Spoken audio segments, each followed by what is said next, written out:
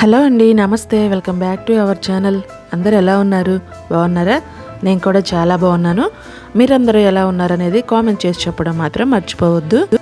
ఈరోజు special recipe మన ఇంట్లో మన పిల్లలందరికీ ఎంతో ఇష్టపడి ఎంతో ఇష్టంగా తినే దొండకాయ ఫ్రై. దొండకాయలో ఐరన్, విటమిన్స్, అంతేకాకుండా ఇందులో యాంటీ బ్యాక్టీరియల్ లక్షణాలు కూడా చాలా ఎక్కువగా ఉంటాయి. మరి ఇన్ని ప్రయోజనాలున్న దొండకాయ ఫ్రైని కమ్మగా ఇంకా హెల్తీగా రెగ్యులర్గా చేసే విధంగా కాకుండా వెరైటీగా ఎలా రెడీ చేసుకోవాలో ఈ వీడియోలో అయితే డీటెయిల్డ్గా చూపించాను. వీడియోని ఎక్కడ స్కిప్ చేయకుండా ఫుల్గా చూసేయండి, అప్పుడే మీకు అర్థమవుతుంది. ప్రాసెస్లోకి వెళ్ళే ముందు మన ఛానల్ ఎవరైనా కొత్తగా చూస్తున్నది ప్లీజ్ సబ్స్క్రైబ్ చేయండి. పక్కన ఉన్న బెల్ని క్లిక్ చేసి ఆల్ ఆప్షన్ని ఆన్ చేసుకోండి. ఆలస్యం లేకుండా ప్రాసెస్ అయితే చూసేయండి. ఇక్కడ నేను 1 kg వరకు బాగా పచ్చిగా ఉన్న దొండకాయలు తీసుకున్నాను. వాటిని శుభ్రంగా కడిగి ముందుగానే తలా తోక తీసేసి ఇట్లా చిన్న చిన్న ముక్కలుగా కట్ చేసుకోవాలి. మీరు రౌండ్గా అయినా కట్ చేసుకోవచ్చు, పొడుగ్గా అయినా కట్ చేసుకోవచ్చు అండి, అది మీ ఇష్టం. ఇప్పుడు స్టవ్ వెలిగించి స్టవ్ పైన కళాయి పెట్టి కళాయి కొంచెం హీట్ అయిన తర్వాత కూరకు సరిపడా ఆయిల్ వేసేసుకోండి. ఆయిల్ లైట్గా హీట్ అయిన తర్వాత పోపు దినుసులు వేసుకోండి. 2-3 ఎండుమిర్చి కూడా విరిచి వేసుకోండి, ఆ ఫ్లేవర్ అనేది చాలా బాగుంటుంది. తర్వాత 2-3 చిన్నులపాయలు దంచి వేసుకోవాలి. ఒక పెద్దుల్లిపాయ కూడా చిన్న చిన్న ముక్కలుగా కట్ చేసుకొని వేసుకోండి. ఇప్పుడు స్టవ్ని లో ఫ్లేమ్లో పెట్టి బాగా కలుపుతూ అవి కొంచెం కలర్ మారేంత వరకు కూడా వేయించుకోండి. అవి వేగాక ముందుగానే కట్ చేసి పక్కన పెట్టుకున్న దొండకాయ ముక్కలన్నీ వేసుకోండి.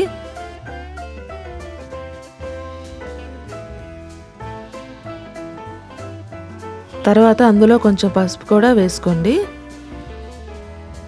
ఇక్కడ నేను ఉప్పు వేయట్లేదండి, నేను తర్వాత వేస్తాను, మీకు కావాలంటే ఇప్పుడే వేసుకోండి. పసుపు వేసిన తర్వాత ఒకసారి బాగా కలుపుకొని మూత పెట్టి స్టవ్ని మీడియం ఫ్లేమ్లో పెట్టి ఒక 10 minutes ఉడికించుకోండి. ఈలోపు మనం కూరకు కావాల్సిన కారంకి దినుసులు వేయించుకుందామండి.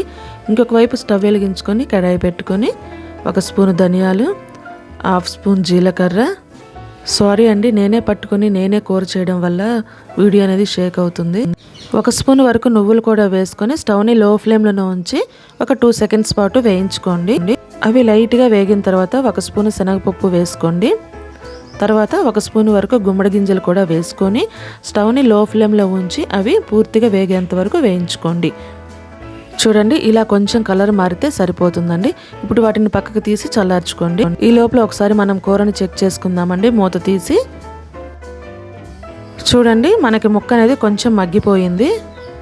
ఇప్పుడు మీ టేస్ట్కి సరిపడా ఉప్పు వేసుకోండి. ఉప్పు అనేది చూసి వేసుకోండి, దొండకాయ ఫ్రైలో చాలా తక్కువే పడుతుంది. ఉప్పు వేసుకున్నాక ఒకసారి బాగా కలిపి మరలా మూత పెట్టి స్టవ్ని మీడియం ఫ్లేమ్లోనే ఉంచి మధ్య మధ్యలో కలుపుతూ కూర అంతా పూర్తిగా వేగేంత వరకు కూడా వేయించుకోవాలి.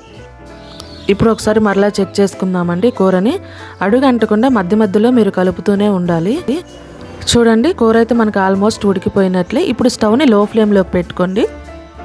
ఈ లోపు ఇవి ఇంకొంచెం మగ్గిపోతాయండి. ఇవి మగ్గిపోయే లోపు మనం ముందుగానే వేయించి పక్కన పెట్టుకున్న దినుసుల్ని గ్రైండ్ చేసుకుందాము. చిన్న మిక్సీ జార్ ఒకటి తీసుకుని వేయించుకున్న పప్పులన్నీ కూడా జార్లో వేసేసుకోండి. తర్వాత మీ టేస్ట్కి సరిపడా కారం వేసుకోండి. 2-3 చిన్నులపాయ రెబ్బలు కూడా వేసుకొని 1 టీ స్పూన్ వరకు కసూరి మేతి కూడా వేసుకొని మూత పెట్టి కోర్సుగా పల్స్ మోడ్లో గ్రైండ్ చేసుకోండి. మరీ మెత్తగా వేసుకోవద్దండి, అంత టేస్ట్ బాగుండదు. మీరు కోర్సుగా వేసుకుంటేనే చాలా బాగా వస్తుంది.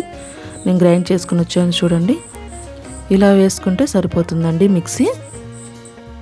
ఇప్పుడు కూర పూర్తిగా ఉడికిపోయి ఉండిద్దండి, ఒకసారి చెక్ చేసుకోండి. మీకు కూర ఉడికిందా లేదా అనేది తెలియాలంటే ఒక 2 ముక్కలు నోట్లో వేసుకొని చూడండి. మెత్తగా ఉన్నట్లయితే మీకు కూర పర్ఫెక్ట్గా ఉడికిపోయినట్లే.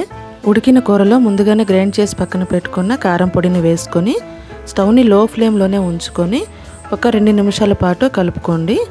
2 నిమిషాలు అవ్వగానే స్టవ్ని ఆఫ్ చేసేయండి. స్టవ్ని ఆఫ్ చేసిన తర్వాత వెంటనే దించకుండా ఒక 2 seconds పాటు అలాగే స్టవ్ మీదే ఉంచేసేయండి కూర గిన్నె. ఇప్పుడు సన్నగా తరిగిన కొత్తిమీర చల్లుకొని ఒకసారి బాగా కలిపి సర్వింగ్ బౌల్లోకి తీసుకున్నట్లయితే మీకు ఎంతో టేస్టీ అయినా హెల్దీ అయినా మన ఆరోగ్యానికి ఎంతో మేలు చేసే దొండకాయ ఫ్రై ఈజీగా రెడీ అయిపోయినట్లేనండి. మరి మీకు నచ్చిందా? నచ్చినట్లయితే మీరు ట్రై చేయండి. ట్రై చేసిన తర్వాత కామెంట్ చేయడం మాత్రం అస్సలు మర్చిపోవద్దండి. చాలామంది వీడియోని చూస్తున్నారు కానీ కామెంట్ చేయట్లేదు. మీరు కామెంట్ చేస్తే ఇంకా మంచి మంచి రెసిపీస్ ట్రై చేయడానికి మాకు కూడా ఎంకరేజ్మెంట్గా ఉంటుంది. ప్లీజ్ కామెంట్ చేయండి, లైక్ చేయండి, షేర్ చేయండి.